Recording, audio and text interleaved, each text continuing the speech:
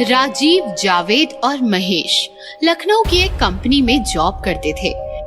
वे तीनों कॉलेज में एक साथ थे और बहुत ही अच्छे दोस्त थे।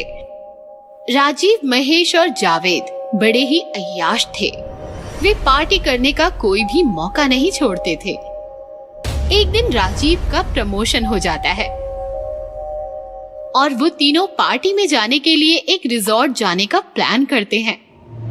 जब वो रिजॉर्ट जा रहे थे तब एक भूतनी की नजर उन पर पड़ जाती है, तो वो एक खूबसूरत लड़की का रूप लेकर उनके पीछे पीछे पार्टी में चली जाती है और राजीव पर डोरे डालने लगती है। उसे देख राजीव उसके पास गया और बात करने लगा।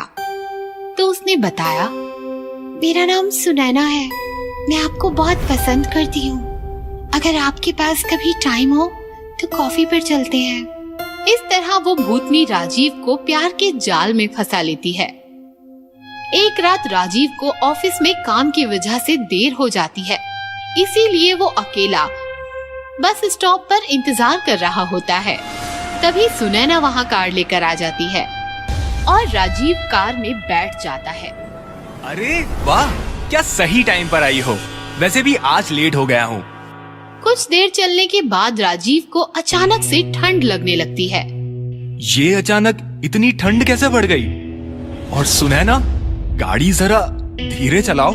लेकिन वो राजीव की बात का कोई जवाब नहीं देती और कार की स्पीड को बढ़ा देती है। इसे क्या हो गया?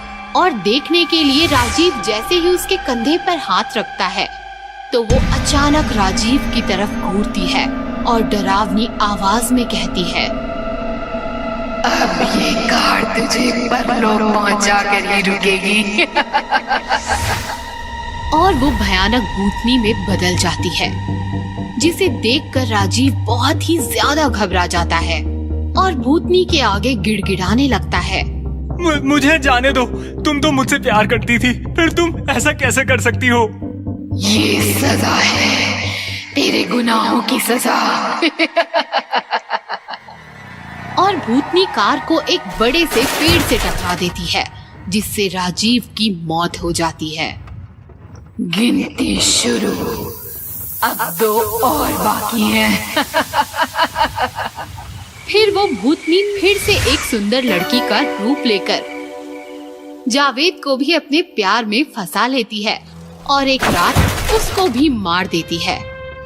जावेद और राजीव को मारने के बाद भूतनी महेश को जाल में फंसाने की कोशिश करती है, पर अपने 2 दोस्तों को खोने के कारण महेश अकेला हो जाता है और सारी अय्याशियां छोड़ देता है।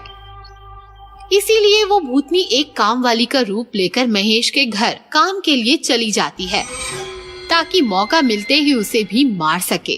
काम वाली के व्यवहार को देखकर महेश की पत्नी रानी को शक होता है और वो काम वाली पर नजर रखने लग जाती है। एक रात रानी को घर में कुछ हलचल महसूस होती है। जब वो जाकर देखती है तो काम वाली भूतनी के रूप में बदल जाती है और महेश के शरीर से खून पीने लगती है, जिसे देख रानी के पैरों तले जमीन खिसक जाती है और वो जल्दी से मदद के लिए एक ओझा को बुलाती है। ओझा आते ही हवन शुरू करता है और घर में राख फूटने लगता है। ओम हम ग्रम, ओम हम ग्रम। ए काली आत्मा, इस घर को छोड़कर चली जा। तभी भूतनी बाहर आ जाती है। ओझा, तू मेरे बीच मत आ, नहीं तो तू बेमौत मारा जाएगा। तभी ओझा भूतनी पर राख की पोटली फेंक देता है। उससे उसका शरीर जलने लगता है। बता, तू इसे क्यों परेशान कर रही है? बता। इन लोगों ने मेरे प्यार को छीना है। एक दिन मेरे पति काम से घर लौट रहे थे, तभी ये तीनों दोस्त शराब के नशे में गाड़ी चला रहे थे। ये तीनों इतने नशे में थे कि इन्होंने मेरे पति को कार से कुचल दिया और किसी को पता नहीं चले, इसीलिए सड़क के पास ही दफना दिया। मेरे पति के सिवाय इस दुनिया में मेरा कोई नहीं था। उनके मौत के दुख में मैंने आत्महत्या कर ली और मैं भूत बन गई। इसीलिए ओझा, तू इस पापी को बचाने की कोशिश मत कर। ये कहते हुए भूतनी महेश को साथ लेकर हवन कुंड में कूद जाती है और अपने साथ महेश को भी जलाने लगती है। ये देख महेश की पत्नी भूतनी से माफी मांगने लगती है। तुम इन्हें मत मारो, मत मारो। मेरा महेश के सिवा इस दुनिया में कोई नहीं है। जो कुछ भी हुआ है उसके लिए मैं तुमसे माफी मांगती हूँ।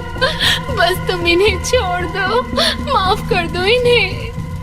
महेश की पत्नी की बात सुनकर भूतनी को दया आ जाती है और वो महेश को माफ कर देती है। फिर महेश एक बड़ा हवन करवाता है और भूतनी की आत्मा को मुक्ति दिलवा देता है।